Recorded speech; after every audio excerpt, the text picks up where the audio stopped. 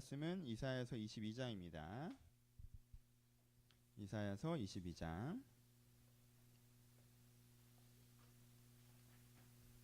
15절에서부터 22절 말씀까지 읽겠습니다.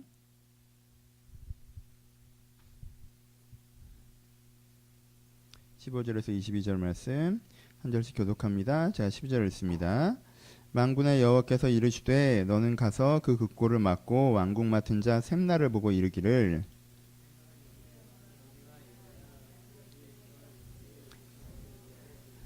잠깐만 야 그러다 울겠다. 좀 정확하게 읽어봐요.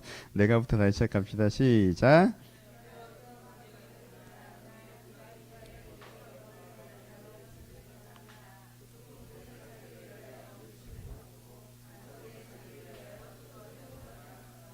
나 여호와가 너를 단단히 결박하고 장사같이 세게 던지되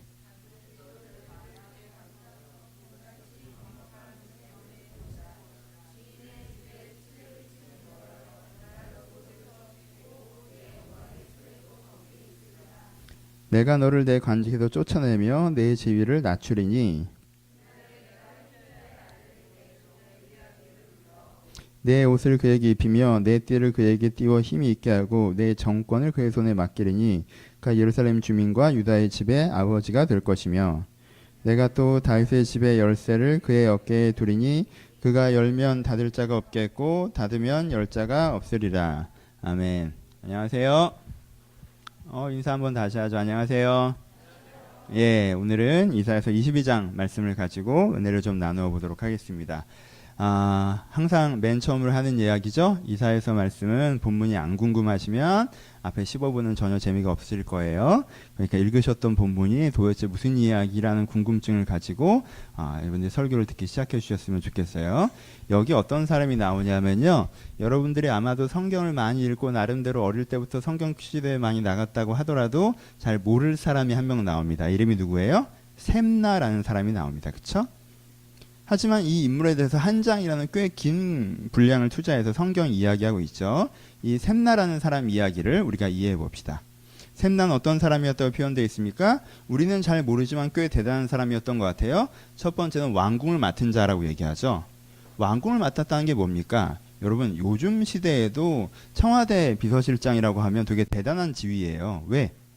대통령이 판단하게끔 하는 정보와 사람을 통제하기 때문에 그렇죠. 그러니까 요즘처럼 인터넷이 있고 신문을 볼 수 있어도 있는 시대에도 그 사람이 볼 수 있는 정보와 사람을 조정하는 위치에 있으면 뭐에 결정적인 영향을 줄 수 있어요? 그 사람의 판단, 대통령의 판단에 결정적인 영향을 줄 수 있기 때문에 비서실장이 되게 막강한 권력 자리가 되는 겁니다. 웬만한 장관보다도 더 힘이 세다고 얘기하죠. 근데 하물며 옛날에는 인터넷 시대입니까? 신문이 나옵니까? 왕이 세상에 대해서 접하는 유일한 방법은 왕궁 밖으로 나가지도 않잖아요. 세상에 대해서 유일하게 접할 수 있는 방법은 그 왕궁 안에 들어오는 보고서와 왕궁 안에 들어오는 사람들을 통해서 이 사람이 판단을 할 수 있어요. 그러니까는 사람과 보고를 통제할 수 있으면 누굴 통제할 수 있게 돼요? 왕을 통제할 수 있게 되는 거죠. 그렇지 않아요? 요즘도 우리나라 이슈 중에 하나가 자기가 좋아하는 신문들을 보시니까 아는 정보가 다르잖아요. 그렇죠? 이쪽 분들은 이쪽 보시고 저쪽 분들은 저쪽 보시니까. 그 정도로 정보 통제라는 게 사람의 생각에 엄청난 영향을 미칩니다.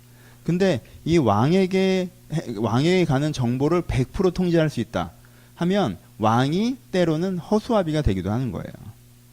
그래서 왕궁을 맡은 자는 절대적인 권력자입니다. 두 번째, 그런데다가 뭐까지 맡았어요? 왕의 국고를 맡고 있다고 합니다. 괜찮아요? 국고를 맡고 있다라고 하는 건 경제권을 갖고 있다는 건데 국고가 얼마나 대단한 것입니까? 국고를 맡으면 거기에서 재정을 지원할 것인가 지원하지 말 것인가를 결정하는 권한을 갖는 거예요. 그렇죠? 복지부에서 이번에 이런 정책을 펼치겠다고 합니다. 그래 하려면 해. 근데 돈은 지원 못한다. 돈이 없어. 라고 하면 어떻게 되는 거예요? 그러면 거기서 더 이상 어떤 의미를 갖기가 어려워지는 지점들이 생기잖아요. 그렇죠? 여기서 이런 사업을 하는데 여러 사람이 반대해요. 많은 사람들이 이 사업을 반대합니다. 이런 국가정책을 펼치는 것을 많은 사람들이 동의하지 않아요. 근데 재정부에서 그 돈을 갖다다가 해라고 돈을 줘버리면 그 일을 누가 반대한다고 해도 안 됩니까? 되는 거잖아요. 그러니까 사실 판단을 할 수 있는 왕궁을 관할하면서 진행을 할 수 있는 돈을 관할하고 있다는 건 뭐가 문제가 심각한 거예요. 그렇죠? 이쪽을 관할하는 사람과 저쪽을 관할하는 사람은 달라야 돼요. 심지어 같은 편도 아닌 게 왕이 나라를 운영하기에 좋습니다. 근데 이 두 가지를 누구에게? 셈나라는 한 사람에게 맡겼어요. 그러면 이 나라가 실제 무엇인가 일을 할 땐 누가 결정하는 거예요? 숨은 권력자 셈나가 결정하는 거죠. 사실은 셈나가 결정하는 게 나라에 나아가는 방향이 돼버린다는 거예요. 이 사람은 이렇게 막강한 권력을 갖고 있었던 사람입니다. 이 권력으로 무슨 짓을 했습니까? 우리가 지난번에 설교하고 이번 주에 설교해서 일주일에 텀이 있는 것처럼 느껴지지만 사실 22장 한 장의 이야기가 이어지고 있죠. 지난주에 무슨 얘기했어요? 예루살렘 성이 허무하게 함락당하는 걸 얘기했어요. 왜 그렇게 됐다고 했어요? 미리 지금 심각한 문제가 있다는 경고를 해줬는데도 경고를 듣지 않고 놀면서 시간을 낭비하다가 막상 일이 터졌을 때는 허둥지둥하다가 정말 싸워야 됐을 때 도망가서 이 위대한 성이 순식간에 허무하게 몰락했다고 그랬어요. 그렇죠? 근데 여기에 이사야가 가장 결정적인 영향을 주는 사람을 누구로 지목하는 거예요? 셈나로 지목하는 거죠. 그렇죠? 심각한 문제가 있다는 걸 사람들이 얘기해도 아니야, 별 문제 없어. 오늘 즐기면 돼. 오늘 누리면 돼. 내일 죽어? 그럼 오늘 놀자. 라고 하는 그런 류의 사고방식과 그런 류의 국가적인 흐름들을 만들어낸 사람이 누구라는 거예요? 셈나라는 거예요. 그렇죠? 그래서 셈나, 오늘 본문에서 이사야가 셈나라는 사람을 어떻게 평가합니까? 그 뒤에 읽어보면요. 18절 중반에 주인의 집에 수치를 끼치는 너여 라고 표현합니다. 어떻게 했다는 거예요? 셈나는 권력을 갖고 뭘 했어요? 주인의 집, 이 예루살렘을 수치스러운 나라로 만들어가는데 결정적인 역할을 했다라는 거예요. 그렇죠? 셈나라는 인물, 우리는 기억하지 않지만 성경 그 당시에서는 굉장히 큰 영향을 갖고 있었던 인물이죠. 일단 여기까지 이미지는 이해가 되죠. 그렇죠? 이 스토리 여기까지 1단계 이해하고 적용을 해봅시다. 생각을 해보죠. 상상을 해봅시다. 여러분, 이사야와 셈나, 이 셈나를 바라보고 있는 이사야의 마음을 먼저 한번 상상해 볼까요? 이사야가 누굽니까? 여러분들은 잘 못 느끼실지 모르겠지만요. 성경에는 두 위대한 사람이 있습니다. 한쪽은 누구예요? 구약에서 가장 위대한 지성으로 평가받는 사람은 이사야예요. 한쪽은 누구예요? 신약에서 가장 위대한 사람을 평가받는 사람은 바울입니다. 그래서 이 두 지성이 성경의 정신, 하나님의 정신을 가장 정확하게 깊이 통찰하고 있는 사람으로 평가받아요. 위대한 학사죠. 그렇죠?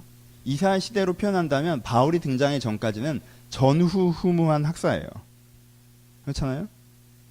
여러분, 여기에 역사상 가장 위대한 학자가 하나님의 영성에 충만한 선지자가 되어서 지금 하나님의 말씀을 시대에 전하고 있습니다. 그리고 저 반대쪽에 셈나라는 사람이 머리 굴려서 권력의 요직으로 기어 올라가 지금 국가 권력을 틀어주고 있습니다. 왕이 누구 얘기를 듣습니까? 셈나 얘기를 듣습니다. 예루살렘 사람들이 누구 얘기를 듣습니까? 셈나의 이야기를 듣습니다. 지금 이 이사야가 느껴지는 마음이 상상이 되세요? 내가 역대 최고의 지성인데 내 말을 안 듣고 제 말을 듣고 있어요. 내가 모르면 모르겠는데 내가 알아서 가르쳐 주는데 안 듣는다는 거예요. 뭐 듣느라? 셈나가 해주는 이야기들을 듣느라. 이때 이사야에게 느껴지는 감정이 뭐겠어요? 답답함이죠. 분노, 답답함, 무력감. 그렇죠?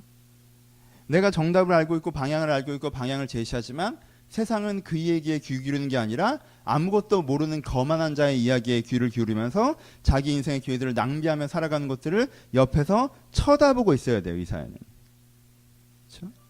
이 답답함 상상되십니까? 우리도 이런 답답함이 있죠. 물론 이사야만큼 답답하진 않아요. 왜? 우리는 그보다 멍청하니까. 그보다 깊이 있게 세상을 통찰하고 있지 않기 때문에. 하지만 우리도 살아가면서 뭘 봅니까? 셈나를 보죠. 그렇죠? 위대한 나라인데, 위대한 교회인데, 이게 위대해질 수 있는 조직인데 셈나 같은 몇 명의 권력자가 끼어들면서 이 위대함이 초라함으로 수치스러운 곳으로 변질되는 과정들. 여러분, 우리나라는 생각보다 대단한 나라인 거 알고 계시죠? 우리나라의 전통엔 뭐가 있냐면요, 어려우면 이겨내는 전통이 있습니다. 그렇지 않아요? 우리나라의 전통이에요, 그게. 그래서 명량이라는 영화가 1,500만이 거의 보고 있는 거잖아요. 그렇죠? 우리는 그걸 되게 자랑스러워하잖아요. 보통 결국 한 척이랑 싸웠다며. 그렇죠? 한 척이랑 300척이랑 싸우고 이런 거 되게 좋아합니다. 우리는 굉장히 큰 위기가 있었지만 넘어왔어요. 식민 시대도 겪었지만 넘어왔고요.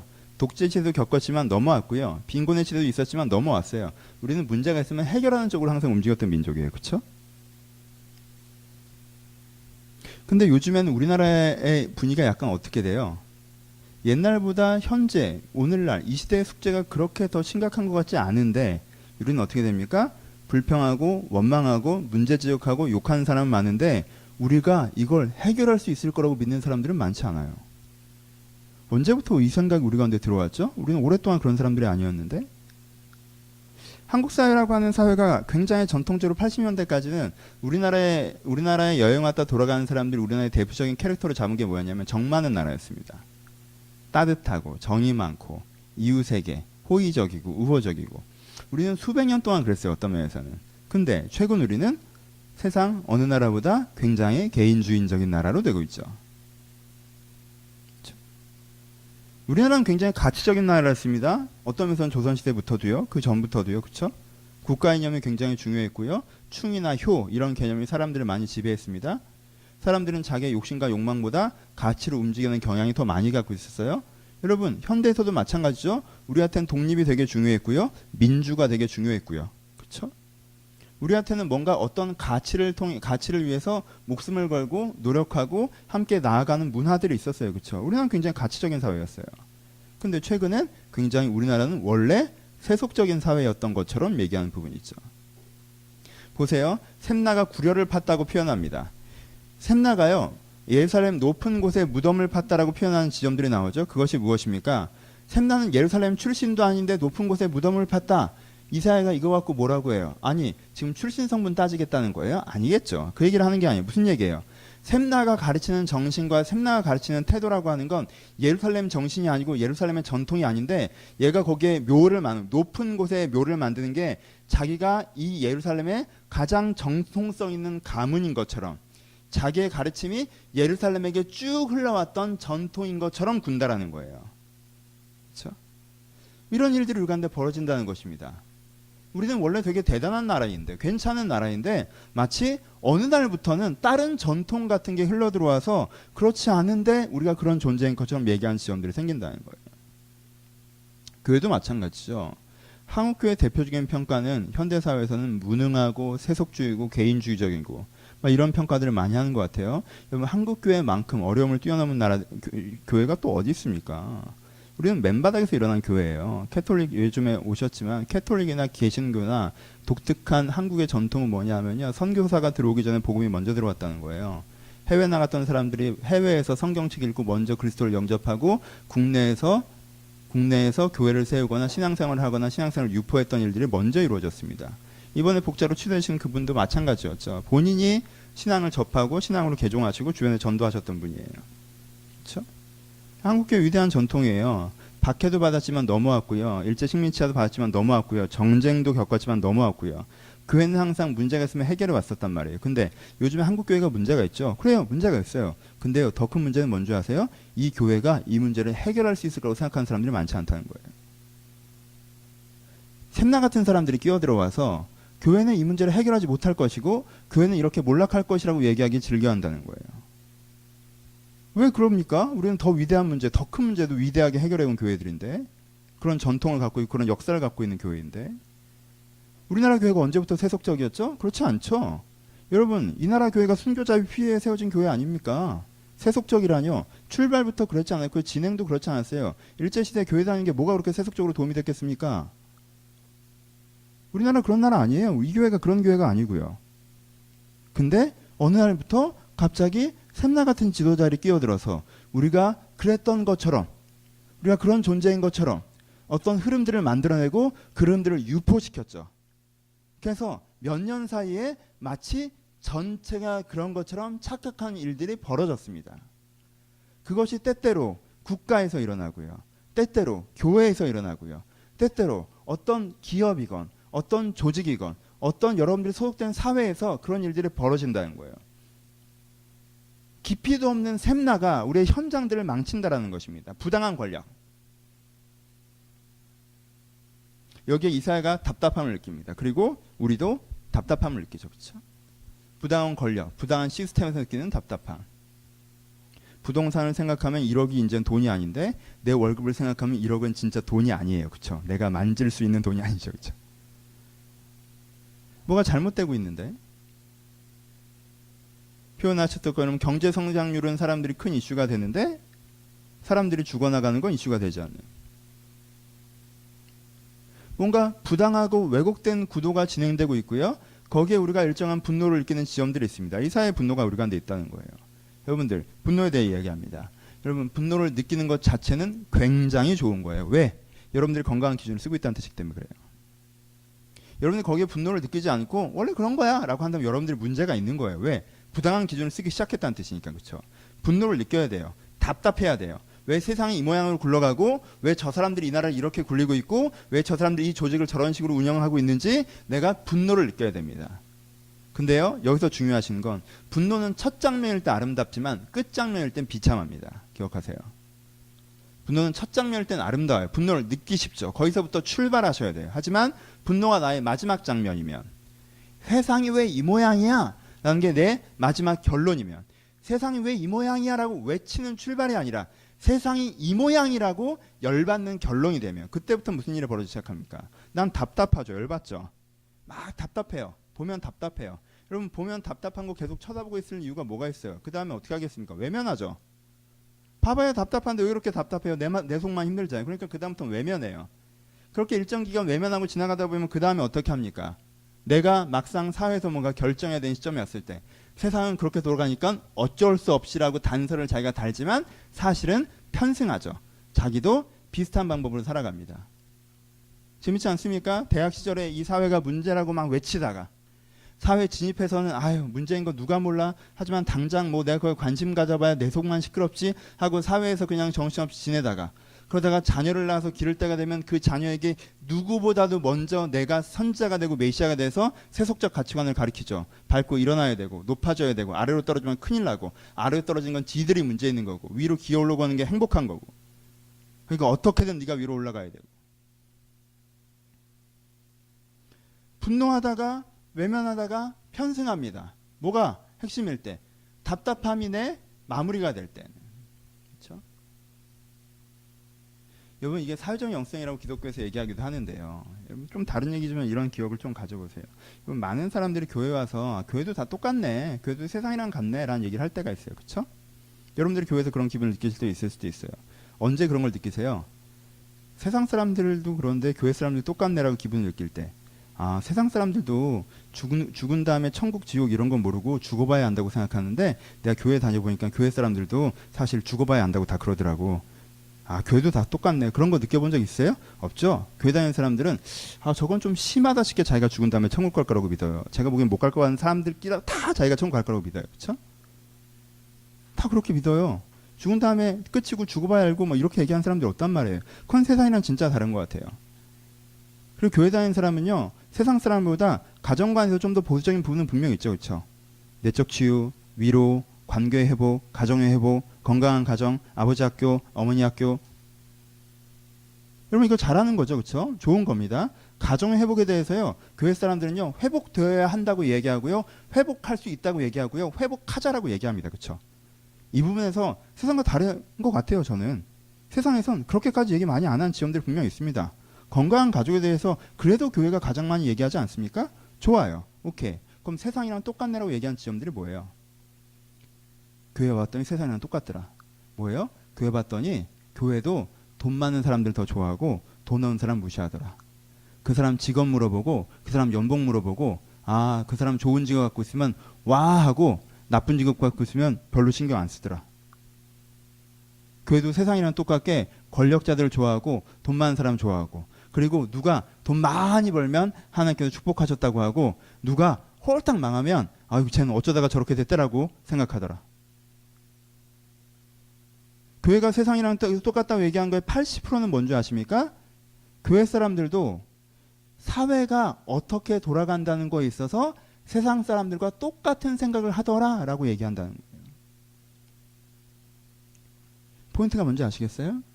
여러분 여러분들이 답답함에서 끝나서 외면하고 편승하다가 그래서 결국은 세상은 원래 저렇게 돌아가는 거야 라고 생각하잖아요. 그러면 그 생각이 어느 쪽으로 들어와요?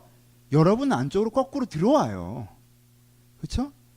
여러분 안쪽으로 들어온 거꾸로 들어온 그 생각은요, 교회 안으로 다시 흘려보내지죠. 그렇죠? 그래서 사실 목사가 무슨 얘기를 해도 자기들끼리 얘기할 땐 그 논리를 다시 쓰고 그 기준을 다시 쓰고 그걸로 자랑스러워하고 그걸로 부끄러워하고 그걸로 비교하고 그걸로 평가한다는 거예요. 그래서 교회가 세상과 똑같은 곳이 된다고 이야기하는 거예요. 여러분, 사회적 영성은요, NGO 봉사라는 게 아니에요. 사회적 영성은 구제금만이라는 게 아니에요. 복지제만 만들라는 게 아니에요. 그건 사회적 영성의 굉장히 지엽적인 부분입니다. 사회적 영성은요, 하나님이 세상을 바꿀 수 있다고 믿는 거예요. 그걸 믿으면 내가 세상을 대하는 태도가 세상 사람과 달라지지만, 그걸 믿지 못하면 내가 세상을 대하는 태도는 세상 사람과 같을 수밖에 없어요. 내가 그걸 마음에 들어하고 마음에 들어하지 않고는 다음이고, 나도 그거 마음에 안 들어. 하지만 세상이 그렇게 돌아가는 걸 어떻게? 라는 정도로 자기가 위치 설정을 하는 거죠. 하지만 이 사람은 그래도 뭘 진리라고 얘기하는 거예요. 지금 세상이 돌아가는 방법이 진리라고 얘기하는 거죠. 그렇죠? 원래 세상은 쌤나 같은 애들이 있고 쌤나 같은 애들이 쥐고 흔드는 것이고, 그렇게 쌤나 같은 애들이 세상을 주도해 나가는 게 세상이고, 이사 같은 사람은 영향력이 없고 그냥 말만 바른 소리 하는 거고, 그렇게 해봐야 결국엔 이사에도 자기 어려움을 당하고 비참하게 순교나 당할 것이고, 사실 세상은 쌤나의 세상이라고 생각하는 것, 그게 우리가 우리가 분노를 마지막으로 삼을 때 생겨나는 우리의 내적인 문제라는 겁니다. 이 지점에서부터 우리가 걸어 나오셔야 됩니다. 이 사회 우리의 차례를 보세요. 여러분, 이 사회가 우리의 상상으로는 그가 분노하고 슬퍼하고 답답했겠지만, 처음엔 물론 그렇겠지만, 당연히 그랬겠지만, 계속 그럽니까? 아니죠. 이 사회는 지금 뭘 갖고 있어요? 이 사회는. 이 사회가 그 다음에 뭐라고 표현해요? 이 사회의 묘사가 되게 재밌죠. 여호와께서 17절에 보면, 나 여호와가 너를 단단히 결박하여서 장사와 같이 세게 던지되 너를 모질게 감싸서 공같이 각막한 곳에 던질 것이라. 이 사회가 어떤 이미지를 봐요? 이 사회가 어떤 이미지를 표현합니까? 하나님이 셈나를 이렇게 공처럼 감싸가지고 장사처럼 던져버릴 거라는 거예요. 그쵸? 이게 이 사회가 보는 이미지예요. 그쵸? 이 사회가 보기에는 하나님이 장사와 같이, 힘이 센 성인 남자와 같이, 힘이 센 성인 남자가 공을 던지는 것처럼 셈나를 들어서 광야로 던져버릴 것이고, 그럼 셈나는 광야의 광막한 곳에서 사라져버릴 거라고 얘기하는 거예요. 그쵸? 이 사회는요, 당장 셈나가 권력을 잡고 있어서 사람들이 자기 말에 귀 기울이지 않는다고 해서 답답함을 느끼고 무력감을 느끼고 뒤로 물러나고 식망하고 참여하지 않고 그렇게 하지 않습니다. 이 사회는 지금 당장은 사람들이 셈나의 말을 귀를 기울이지만, 분명히 어느 지점에서는 하나님께서 저 악한 권력을 무너뜨릴 거라고 하세요. 지금 그 아래 표현에서는 엘리야김에게 넘긴다고 표현하면서 정권이라는 단어를 아예 사용합니다. 21절 중반부에 보시면 너의 정권을 뺏어서 엘리야김에게 줄 거라고 얘기해요. 그렇죠? 그러니까 그 악한 정권을 무너뜨릴 것이라고 얘기하세요. 그 악한 권력, 악한 방식, 그걸 하나님께서 어떻게 하신다? 던져버리실 것이라고 얘기합니다. 여러분, 우리가 무엇을 가질 때에만, 우리가 세상이 하나님께서 결국 악한 권력과 정권과 권세를 무너뜨리시고 세상을 바꾸어 나가실 것이라는 뭘 가질 때에만, 희망을 가질 때에만, 기대를 가질 때에만 우리가 뭘 유지할 수 있어요? 사회적 영성을 유지할 수가 있습니다. 하나님께서 세상을 바꿔나가실 것이라는 것을 내가 믿지 않는다면, 나는 그 다음에는 마음에 드네, 마음에 안 드네, 좋으네, 싫으네, 어쩌네, 저쩌네, 하나님 말이 맞긴 맞지만 여러 가지 말을 할지 모르겠지만 결국엔 그 세상에 편승하는 것밖에 없다라는 거예요. 그렇죠? 그럼 우리는 어떻게 이 기대를 가질 수가 있습니까? 우리는 어떻게 희망을 가질 수가 있습니까? 우리가 기대와 희망을 가질 수 있는 이유는 뭐죠? 이 사회는 어떻게 기대와 희망을 가졌습니까? 당장 그 사람들이 아무도 자기의 말들을 제대로 듣고 있지 않을 때 이 사회는 어떻게 희망을 가질 수 있었죠? 그냥 희망을 가져야 사회적 영성을 유지할 수 있으니까 희망을 갖기로 결정하자, 이렇게 했나요? 아니죠. 이미 이 본문 자체에서 답이 나와 있습니다. 이 사회가 어떻게 했어요? 이 사회가 기도했죠. 그리고 이 사회가 응답받았죠. 이 환상을 지금 누가 보여주신 거예요? 이사야가 혼자 생각해낸 거예요?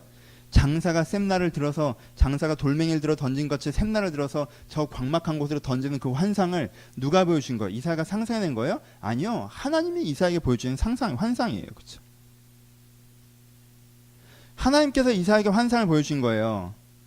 여러분 상상해 봅시다. 어느 날 이사야는요 굉장히 답답했을 거예요. 임계치를 넘어간 그날, 이대로 하면 예루살렘 성이 함락될 게 확실하게 보여주는 그날, 그렇게 자기가 얘기했는데도 왕은 내 말에 귀 기울이지 않고 셈나의 말에 귀 기울인 걸 느꼈던 그날, 이사야는 답답함을 가지고 집에 돌아가 무릎 꿇고 기도하기 시작했을 것입니다.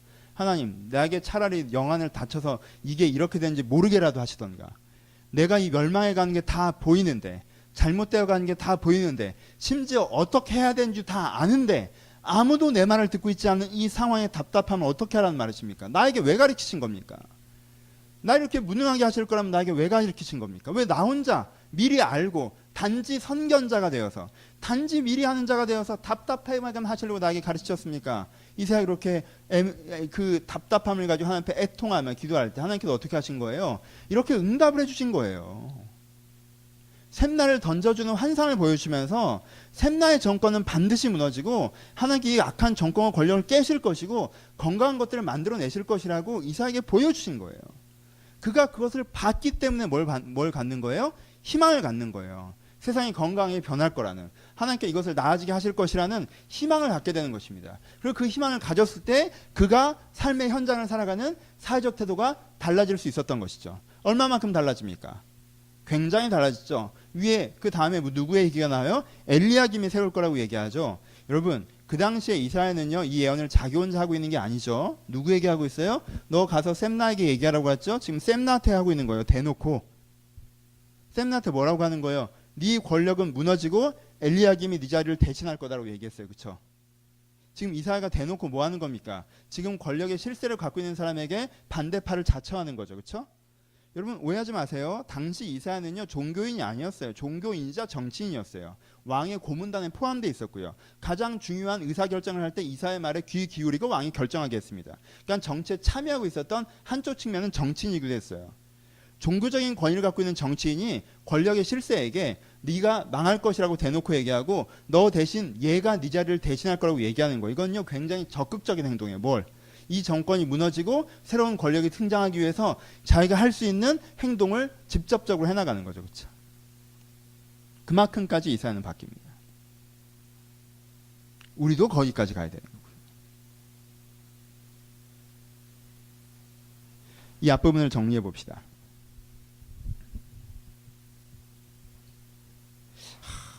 어제 좀 부럽더라고요. 교황님 뭐 말씀하신 전문을 어디서 읽었는데 중간에 그런 표현이 나와요. 그냥 싸움이 멈추는 것이 평화가 아니라 의가 구현된 것이 평화이다. 이게 정말 기독교 정신입니다. 그렇죠? 하늘에는 영광, 땅에는 평화. 그냥 우리끼리 그냥 잘 지내는 게 평화가 아니라 정말 맞는 게 무엇인지 구현된 게 진정한 평화 아닙니까? 우리가 얘기하는 샬롬 아니에요? 그 평화를 얘기하면서 맨 마지막에 뭐라고 했어요? 캐톨릭 교회는 이것을 위해서 모든 역량을 다할 것이다 라는 류의 얘기를 하면서 마무리하셨어요. 되게 좀 부럽더라고. 되게 간지나잖아. 뭐 우리가 한국에 있는 사는 사람들은 다 교회 다니는 사람으로 만들겠다 뭐 이런 게 아니라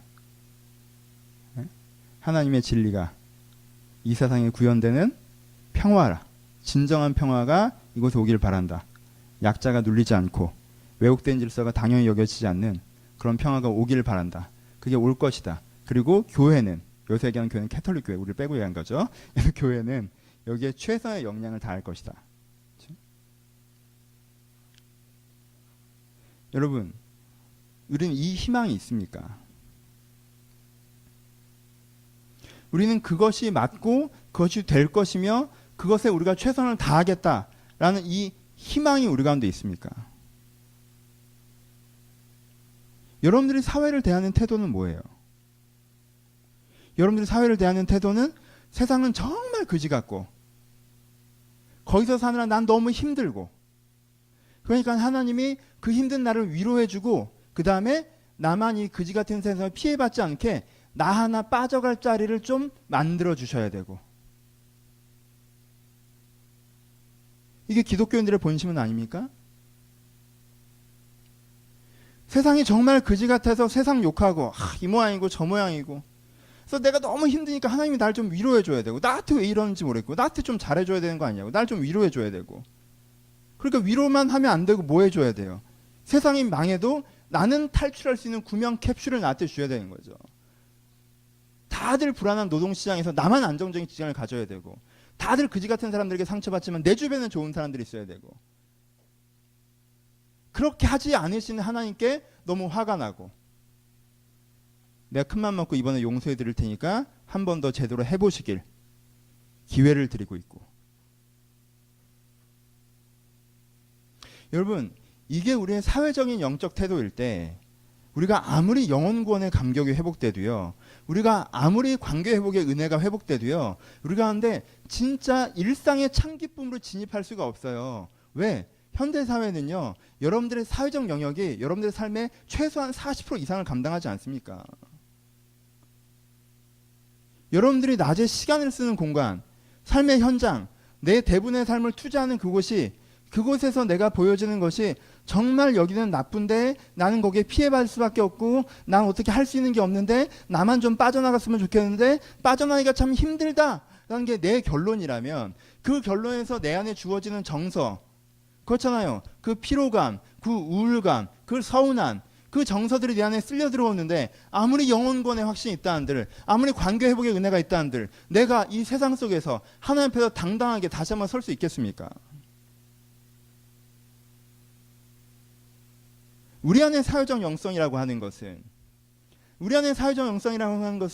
오늘도 눈 시퍼렇게 뜨고 이 세상을 자기 마음대로 주무르고 있는 샘나를 보면서도, 내 말을 아무도 들어주지 않는 그 무지한 예루살렘을 보면서도 하나님께서 분명히 저 악한 권력과 권세를 꺾으신다고 하셨기 때문에, 나는 그 권력의 반대 자리에 서서 그 권력이 꺾일 날을 기다리며, 그 권력이 꺾이기 위해서 내가 해야 될 노력들을 감당해 나가는 자리에 나를 세우는 것, 이것이 기독교인들의 사회적 영성입니다. 이런 사람의 내면에는 뭐가 있습니까? 사회적 자신감이 있습니다. 사회적 희망이 있습니다. 사회적 보람이 있습니다. 아까 저 사람처럼 낮은 자존감에, 피해자 의식에 위축되어서 살아가는 것이 아니라, 내가 정당한 자존감을 가지고 내가 생산자의 태도를 가지며 내가 당당하게 이 사회에 서 있을 수 있다라는 거예요. 내게 맡겨진 부분이 작아서 내가 많은 것을 바꾸지 못했다 할지라도, 이사야가 엘리야처럼 하늘에서 불을 내려서 그들을 불태우지 않았고, 자기가 샘나에게 그렇게 얘기해봐야 샘나는 비웃고 당장은 아무 일이 벌어지지 않았지만, 결국 예루살렘 성이 함락된 그날 샘나는 포로로 끌려가다가 광야에서 죽었습니다. 그 비전을 보고 그 역할을 하는 사람은, 그 사회적 영성이 그 사람을 지켜낸다라는 거예요. 여러분, 여러분들이 힘들어하는 상당 부분은 영혼에 대한 부분이기도 하고, 관계에 대한 부분이기도 하고, 내적 상처에 대한 부분이기도 하고, 그런 여러 가지 부분들이 있습니다. 하지만 여러분들이 힘들어하는 상당 부분은 사회적인 부분입니다. 왜요? 구조적으로 건강하지 않은 사회를 살아가잖아요. 하지만 여러분들 잊지 마십시오. 우리는 더 큰 문제도 해결하고 여기까지 왔습니다. 하나님께서 더 큰 문제도 우리에게 해결해 주시고 우리를 여기까지 인도하셨습니다. 이 나라가 그랬고, 이 교회가 그랬고, 그리고 나도 그 흐름에 동참하여서 그것들을 해결하며 앞으로 나아갈 수 있는 사람이 될 수 있습니다. 그 의의 세대에 이미 나는 포함되어 있습니다. 큰 싸움과 작은 싸움이 중요한 것이 아니라, 내가 이 싸움에 동참하고 있으며 하나님께서 이 싸움을 승리케 하신 것을 믿고 거기에 하나님의 병사의 한 사람으로서 내가 참여하고 있다는 거예요. 내가 그 자부심을 회복할 때, 그리고 그 자부심으로 행동하기 시작할 때, 하나님께서 우리의 내면을 지키실 것입니다. 우리가 사회적 영성을 잡으려고 하지 않는다면 우리 스스로 우리 내면을 버리는 것입니다. 세상이 안 바뀔 거라고, 나는 피해자라고, 잘못된 시대를 타고났다고, 나만 좀 빼줘야 되는 거 아니냐고 이야기하고 있는 동안, 여러분들 스스로가 문제를 해결할 수 있는 모든 통로를 막고 있다는 것을 이해하셨으면 좋겠습니다. 이사야가 그랬다면 샘나에게 상처받아 더 이상 앞으로 나아가지 못하는 선지자가 될 수도 있었어요. 하지만 그는 기도하였고. 답답한 건 잘못된 게 아니에요. 거기서 멈추는 게 잘못된 거죠. 답답하시죠? 저도 답답해요. 교황을 보고 또 개신교 보고 녹음되니까 이런 얘기 하면 안 되나? 예? 좀 딴 얘기지만 캐톨릭이 타종교라고 해도 그래요. 뭐 100번 얘기해서 뭐 우리랑 다르면 타종교라고 칩시다. 타종교 지도자가 성경의 정신을 얘기해서 그럼 환영해야 되는 거 아니에요? 그렇지 않나? 거기 보고 우리 보고 답답하지. 근데요, 총 꿈을 꿔요. 우린 더 잘할 수 있거든. 우리 더 괜찮거든. 교회만 그러겠습니까? 여러분들 개인, 여러분들 현장. 이제 말씀을 마치겠습니다를 해야 되는데 제가 욕심을 부렸어요. 여기서 부록이 시작됩니다. 이 전체 설교 흐름과 좀 상관없이 생뚱맞은 걸 하나 할 거예요. 생뚱맞은 걸 봅시다. 조금 다른 각도로 우리가 사회를 봤죠. 현장을 봤죠. 이렇게 멀리 넓게 봤잖아요. 조금 좁게 봅시다. 여러분들 내면의 권력을 잡고 있는 건 누구예요? 여러분 권력이라는 게 얼마나 중요한지 역학이 보이셨죠? 샘나가 무슨 짓을 하는지 보이셨죠? 거기 서기관들이 건의하고 이사야가 얘기하고 군대 장관들이 얘기하고 학사들이 얘기해도 결국 샘나가 결정에 가장 큰 영향을 줬잖아요. 그걸 뭐라고 해요? 권력이라고 해요. 그렇죠? 여러분들 내면에도 권력이 있습니다. 예를 들어 볼까요? 어떤 사람은 편안함이 권력이에요. 편안함이 권력을 잡고 있어요. 그래서 내 지성이 뭘 건의하고 내 열정이 뭘 건의하고 내 판단이 뭘 브리핑해도요. 결국 결정을 누가 해요? 이 편안함이에요. 그래서 그거 하면 불편해져, 편해져? 불편해지긴 하죠. 그럼 안 할래. 결정은 편안함이에요. 그럼 걔가 누구예요? 권력자예요. 그렇죠? 여러분들 내면의 권력을 잡고 있는 애가 있어요. 어떤 사람은요. 평판이 권력을 잡고 있어요. 이렇게 하는 게 맞고 그렇게 해야 되고 그래? 그럼 사람들이 날 어떻게 생각할까? 사람들이 날 좀 이상하게 생각할 것 같은데 그럼 안 할래. 사람들이 좋아할 것 같은데 그럼 하자. 어떤 사람은 욕심이 권력을 잡고 있어요. 어떤 사람은 그렇게 하는 게 맞아. 그렇게 하는 게 틀려. 이렇게 가야 돼. 라고 얘기를 해도 그래. 맞네. 좋은 얘기다. 나 100% 동의해. 다 이해했어. 근데 그렇게 하면 내가 가지고 싶은 건 못 갖잖아. 내가 놀고 싶은 건 못 놀잖아. 그럼 그렇게 안 할래. 나 저렇게 할래. 권력을 누가 잡고 있어요? 욕심이 잡고 있는 거죠. 어떤 사람은요. 자기의 욕심이 아니라 진심이 권력을 잡고 있어요. 내가 진짜 원하는 게 뭐지? 이거라 그렇게 하면 힘들고 이렇게 하면 멀리 돌아가고 이렇게 하면 문제가 생길 수 있고 이렇게 하면 저 사람들이 나한테 뭐라고 할 거고 그래? 근데 내가 진짜 원하는 게 뭐야? 그걸로 결정하면 그 사람의 권력은 진심이 갖고 있는 거예요. 어떤 사람은 믿음이 권력을 갖고 있습니다.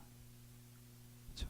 이렇게 하면 안 될 것 같고 저렇게 해야 될 것 같고 세상은 이렇게 쓸려 들어갈 것 같고 하나님은 나에게 어떻게 하라고 하시나? 하나님의 인도함의 관점으로 보면 이건 내가 어떻게 하는 게 맞나? 그래? 그럼 그렇게 할래. 여러분들의 권력은 누가 갖고 있어요? 저는 여야로 따진다면 믿음과 상식과 그리고 군소정당인 게으름이 제 정치판을 형성하고 있습니다. 그렇죠? 믿음으로는 이런데 내 상식으로, 내 생각으로, 내 발상으로, 내 개연성으로 이런데 쉽게 안 밀려요. 가끔 제가 권력을 잡습니다. 아무리 하나님께서 나에게 인도하시는 흐름들이 있는데 이 지점이 나한테 딱 생겨나면 이 논리가 하나님의 논리에서 꺾이지 않으면 난 이대로 그냥 한다라고 판단할 때가 있어요. 부딪히다가 가끔 이게 5대5일 땐 캐스팅 보드를 얘가 잡죠. 모르겠다 쉬자 이렇게 5대5일 때. 그렇죠? 여러분들은 어때요? 여러분 군소정당 8개 정도 있으면 진짜 난장판인데 그럼 합종 연행하고 그리고 연합정부 구성하고 막 이렇게 난리 나거든요 사실은. 철권 통일도 문제예요. 정당 하나가 여러분들한테 지금 장기 집권하고 있습니까? 편안함이 지금 30년째 여러분들 통치하고 계세요? 한 번도 무너지지 않는 절대 권력? 여러분 권력은 교체될 수 있습니다. 그렇죠? 여러분들 내면에 누가 권력을 잡고 있습니까? 그리고 그 권력이 이사야입니까? 샘나입니까? 이사야가 여러분들의 내면의 권력을 잡고 있다면 여러분들의 역량과 여러분들의 가능성이 여러분 삶 가운데 구현되어져 나갈 것입니다. 샘나가 여러분들의 내면의 권력을 잡고 있다면 여러분들의 역량과 여러분들의 가능성이 낭비되어져 갈 거예요. 그리고 여러분들이 허둥지둥하는 지점에 이르게 되겠죠. 그래서 여러분들의 내면의 권력을 교체하는 것이, 여러분들의 내면의 권력을 바로 세우는 것이 굉장히 중요합니다. 성경에서 이것을 중심을 새롭게 하는 것이라고 표현합니다. 여러분의 중심을 새롭게 하셔야 됩니다. 그래요. 우리가 세상의 권력들을 바꿔나가야 됩니다. 세상의 잘못된 정권들을 바꿔나가야 됩니다. 근데 그와 함께 여러분들 내면의 정권들을 바꿔나가십시오. 여러분들 내면의 권력들을 바꿔나가셔야 돼요. 어떤 분들은요, 잘못된 권력이 내 안에 통치하고 있다는 그 직면에서 멈춥니다. 그럼 어떻게 되는 거예요? 외부적인 거랑 똑같아요. 답답해지죠. 답답함이 결론이 돼요. 아, 나는 편안한 걸로 결국 모든 것을 판단해. 나 왜 이러니? 정말 한심하다. 참 답답하다. 난 왜 이러고 살까? 여러분, 권력이 바뀔 수 있다는 생각을 안 해요. 답답함이 결론이 됩니다. 그럼 그 사람은 또 어떻게 하겠어요? 외면하겠죠. 그리고 또 편승하는 거예요. 여러분들 내면이 권력을 바뀌는 것도 인식한다고 되지 않습니다. 인식하셨습니까? 그럼 그것을 가지고 기도하셔야 돼요. 환상을 보셔야 됩니다. 하나님이 사실은 네가 이런 사람이 아니고 저런 사람이다. 하나님께서 내 안에 네가 게으른 사람이고 네가 욕망의 사람이고 네가 편안한 사람이고 네 본 모습이 아니라 너는 사실 이런 꿈과 이런 소망과 이런 은혜와 이런 감동 가운데 이렇게 만들어간 것을 기뻐하는 자다라고 나를 설득하시는, 나를 깨닫게 하시는 그 뭐가 필요한 거예요? 그 은혜가 필요한 거예요. 그 은혜의 기반에서 난 뭘 가질 수 있는 거예요? 내 안에서도 새로운 권력에 대한 소망과 기대를 가지고 구체적으로 내 내면의 권력이 이동할 수 있는 방향으로 내 자신을 움직여 나갈 수가 있는 거예요. 그렇죠? 그렇게 우리는 더 진보해 나갈 수 있는 것입니다. 오케이. 결론 갑시다. 두 가지를 합쳐서. 여러분, 우리는 작은 거지만 결정적 영향을 받는 것들에 대해서 무지한 경향이 있어요. 말이 어렵나? 쉽게. 여러분, 제가 발가락을 다쳤어요. 훨씬 쉽죠? 한 달 전에 이한이랑 축구하다가 발가락을 다쳤는데 걸을 수는 있어요. 근데 많이 걸으면 아픕니다. 뛰지를 못해요. 근데 저는 바보스럽게도 지금 한 달째, 한 달 반인가 한의원을 안 가고 있어요. 지금도 아픈데 가야 될 거 아니야. 견딜만 하다는 거지, 그치? 그러면 다리가 제 역할을 못합니다. 그쵸? 제 다리는 멀쩡해요. 허벅지도 멀쩡하고 종아리도 멀쩡하고 발도 멀쩡하거든요. 그냥 발가락 사이만 조금 문제가 있어요. 근데 제 다리 자체가 문제가 있는 것처럼 되죠. 절뚝거리죠. 많이 걸으면. 제대로 딛지 못하죠. 그쵸? 여러분, 이 상황을 두 가지로 인식하셔야 됩니다. 하나는 다리 자체 전혀 문제가 없어요. 제 다리는 멀쩡한 다리인 거예요. 그쵸? 제 다리가 막대기 다리인 것도 아니에요. 전체는 문제가 없어요. 근데 작은 지점 하나가 전체가 문제가 생긴 것처럼 만든 거죠. 그쵸? 그러니까 이 작은 지점의 문제라는 게 그렇게 대단한 것도 아니지만 그렇게 아무것도 아닌 것도 아니라는 걸 여러분들 기억하셔야 돼요. 다리 전체가 어떻게 된 것처럼 여러분들의 정체성이나 역량이나 여러분들의 가능성 자체가 어떻게 된 게 아니에요. 여러분들 내면에 이 시대에 잘못된 권력이 잠깐 들어온 거는 이 나라 자체가, 여러분들 자신 자체가 잘못된 게 아니에요. 잘못된 권력이 오랫동안 집권하고 있으면서 그 역량과 기회를 낭비하고 있을 뿐이에요.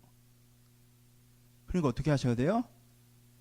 여러분들 그거에 대해서 지나치게 답답해하면서 분노하면서 원망하면서 외면하면서 편승하는 것 쪽으로 가지 말고 심각한 문제의식을 갖되 명확한 기대를 가지고, 그렇죠?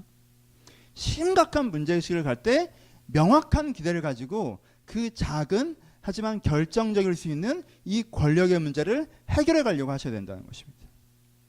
그렇죠? 권력은 키와 같아요.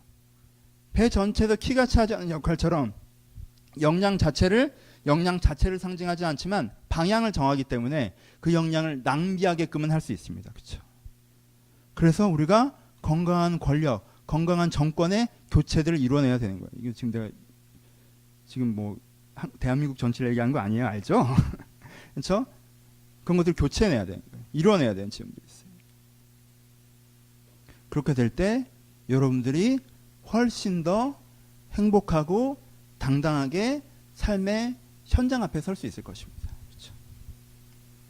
진짜 말씀을 마칩시다. 여러분들의 어떤 문제는 사회적인 문제예요.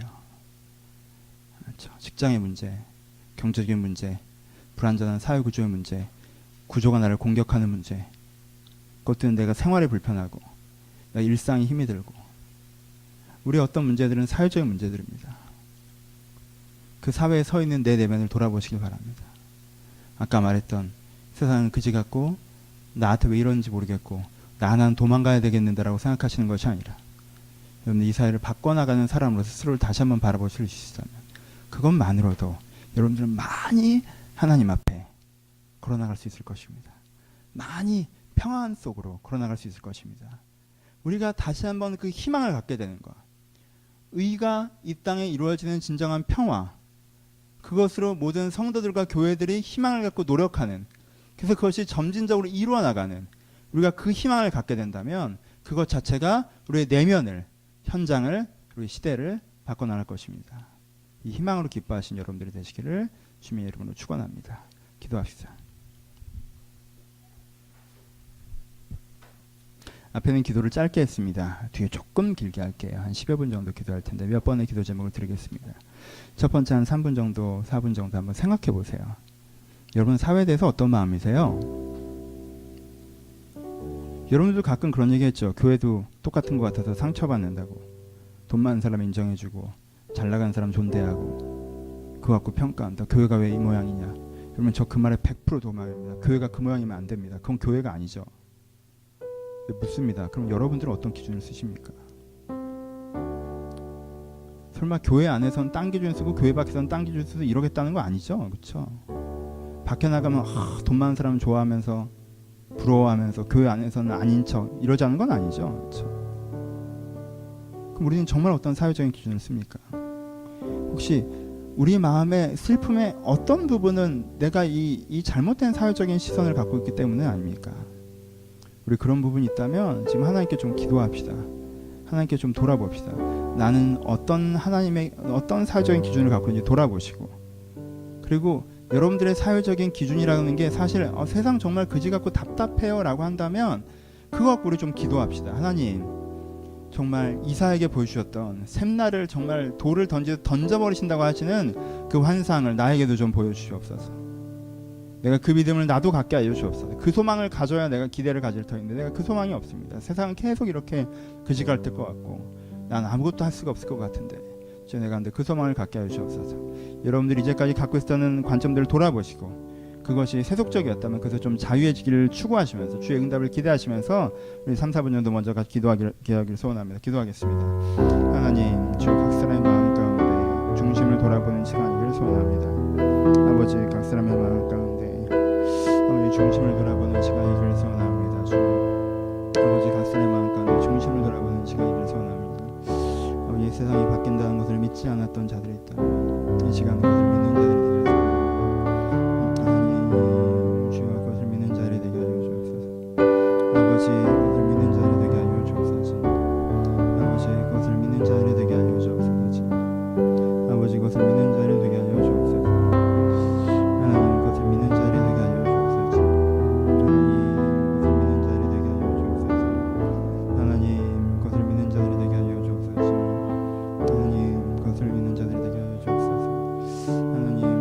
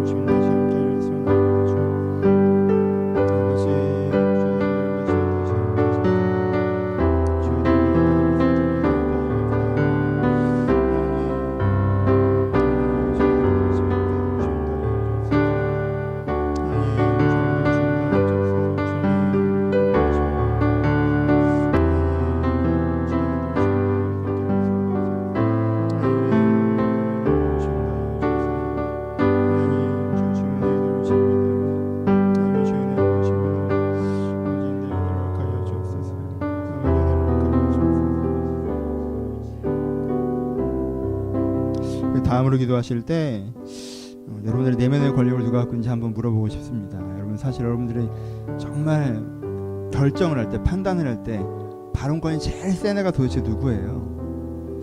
혹시 그게 샘나 같은 친구라면 내가 얘를 정권에서 끌어내리겠다고 결정하십시오. 여러분, 하나님, 내가 하나님의 힘으로 당장 안 내려가요. 당장 안 내려가는데 하나님, 내가 방향은 내가 이 정권을 정말 끌어내리겠다. 내 인생의 판단에 가장 큰 영향을 주는 이 악한 샘나 같은 정권을 끌어내려서 내가 내 진심이, 내 신앙이, 하나님이 내 마음에 가장 큰 권력을 잡고 정권을 잡고 내 인생을 끌고 가도록 하겠습니다. 주님, 편안함을 추구하는 마음, 냉소적인 마음, 세상을 좋아하는 마음, 그것이 어떤 마음이건 잘못된 것이 내 인생의 의사결정에 가장 큰 영향을 미친다면 내가 거기서부터 좀 더 자유해지기를 소원합니다. 하루아침에 이것이 이루어지를 않겠사오나 내가 그것들에서 내가 좀 더 걸어나오는 사람들이 되게 하여 주옵소서. 내 내면에 하나님의 주인 되신 일들이 이루어지게 하여 주옵소서. 들은 말씀을 한 번 더 기도하기를 소원합니다. 기도하겠습니다. 하나님, 저희들 가운데 우리 잘못된 기준들에 잡혀있는 부분들이 있다면 하나님께서 찾아오셔서 아버지 바른 기준대로 세워질 수 있도록 저희를 들어보시고 바른 방향들로 찾아올 수 있도록 저를 들어보시고 함께 하시고 하나님의 생각이 이들 가운데 이루어질 수 있도록 저희를 들어보시고 도와주옵소서. 하나님, 큰 방향들을 저희에게 맡기를 소원합니다. 하나님, 큰 방향들을 저희에게 맡기를 아버지, 큰 방향들을 저희가 내려드리소서. 하나님, 큰 방향들을 저희가 주 앞에 잡아가기를 소원합니다. 내 상식으로 살아가는, 내 의견으로 살아가는, 내 견으로 살아가는 사람이 되지 않게 하시고 하나님의 기준으로 살아가는 사람이 될 수 있도록 저희를 돌봐주옵소서. 하나님의 기준으로 살아가는 사람이 될 수 있도록 저를 돌보시고 하나님의 마음으로 살아가는 사람이 될 수 있도록 저를 돌보셔서 저희가 진심으로 주님과 함께 주님을 이루어나가는 사람이 될 수 있도록 아버지를 주관하시고 축복하여 주옵소서. 하나님의 생각 가운데 들어가기를 소원합니다. 하나님의 마음 가운데 들어가기를 소원합니다. 주의 진리 가운데 들어가기를 소원합니다. 아버지, 주의 은혜를 주시는 것을 기도하겠습니다. 아버지, 저 주의 은혜를 기도합니다.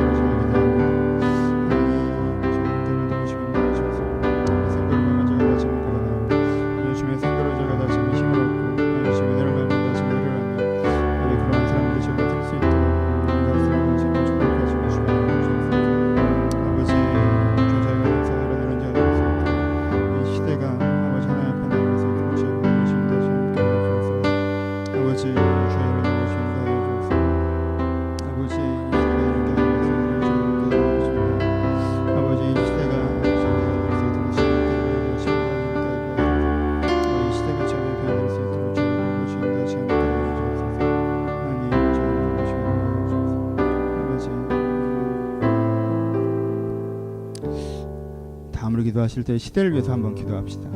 여러분들 그게 뭐 여유 있고 힘세고 신앙 좋은 사람들이 하는 게 아니에요. 여러분 시대를 위해서 기도해야 여러분들이 살아남을 수가 있어요. 내가 시대를 위해서 기도하고 있을 때 내가 시대에서 살아남을 수 있고 시대에서 하나님의 사람으로 살 수가 있습니다. 여러분들이 부당하다고 느꼈던 거 있습니까? 화났던 거 있습니까? 답답했던 거 있습니까? 이 사회가 이렇게 돌아가면 안 되고 세상이 이렇게 진행되면 안 된다고 느꼈던 것들이 있습니까? 우리 그거 갖고 기도합시다. 그거 갖고 기도할 때 하나님 이렇게 되게 해주세요 먼저 기도하지 마시고 하나님 왜 이 모양입니까? 라고 기도하십시오. 그래서 그 속에서 여러분들 희망을 보셨으면 좋겠습니다. 하나님께서 이 모양인 현장에서 하나님께서 바꾸어 가실 것이라는 희망을 여러분들의 마음속으로 보셨으면 좋겠습니다. 그것이 여러분들의 힘이 되고 그것이 여러분들의 능력이 될 것입니다. 한 번 더 기도할 때 하나님, 내가 보는 세상의 답답함이 이것입니다. 내가 보는 세상의 부당함들이 이것입니다. 주님, 그것에 대해서 내가 그냥 욕하고 부딪히는 것이 아니라 하나님이 그것에 하나님의 생각을 갖고 있는 것을 나에게 보이시고 하나님께서 바꿔 가실 걸 저희가 보게 하여 달라고, 여러분들이 소속된, 여러분들이 보는 이 사회, 이 나라, 이 구조의 문제에 대해서 우리 한번 시대를 위해서 기도하기를 소원합니다. 기도하겠습니다. 하나님, 아버지, 각 사람의 마음과 생각 가운데 찾아오셔서 하나님, 각 사람의 마음과 생각 가운데 찾아오셔서 아버지, 저희가 함부로 분노하며 이야기하며 욕하며 원망하는 것에 멈추지 않고 하나님의 기준을 가지고 하나님의 생각을 가지고 주 앞에 걸어나가는 사람들이 될 수 있도록 주여 저희를 축복하여 주옵소서. 주여 저희가 열린 마음으로 주님을 바라보기를 소원하며 저희가 성실한 마음으로 주님을 바라보기를 기대하오니 아버지, 주여 주님께서 찾아오시고 함께 하셔서 주님께서 저희가 찾아오시고 함께 하셔서 열리고 성실한 마음으로 주님을 더 바라보며 나아갈 수 있도록 우리를 축복하여 주옵소서. 하나님, 주여 이 시대 가운데 아버지 충돌하는 것들과 이 시대에 충돌하는 것들과 분쟁하는 것들과 아버지 귀를 닫은 것들과 듣지 않는 것들과 이 시대가 다시 한번 화합의 시대가 되기를 소원하며 이 시대가 다시 한번 아버지 제가 생각하기에 아버지 결국엔 약한 생각과 이것들을 물러나며 선량한 사람들이 선량한 교회를 함께 만들어가는 것들 제가 보길 바랍니다. 아버지